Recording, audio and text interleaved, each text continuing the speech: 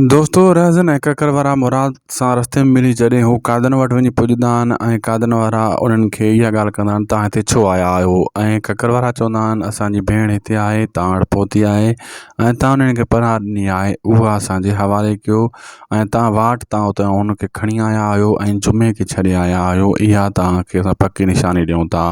ककर वारनि खे कादन वारा चवंदा इहा तव्हांजी ग़लतिफ़हमी आहे, मुराद वारा बि हिते आया हुया, इहो तव्हांखे का भुल थी आहे जा तव्हां कन्फ्यूज़न आहे। हू चवंदो न, भुल कन्फ्यूज़न कुझु न थी आहे, चरिया असां न आहियूं जो हिते बार बार अचनि था माण्हू, इहा छोकिरी तव्हां वटि असांजे हवाले कयो। लेकिन राज़न ऐं ककर वारनि जी हिकिड़ी बि ॻाल्हि कोन ॿुधंदा कादन वारा, मोटाए छॾींदा। होॾो मुराद खे इहो शक पइजी वियो आहे छोकिरी उतां भॼी वई आहे, लेकिन ईअं न हूंदो आहे, छोकिरी उते ई हूंदी आहे।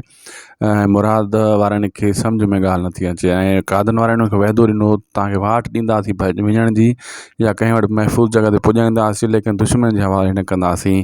उन जे करे पंहिंजे वाइदे ते महफ़ूज़ आहिनि।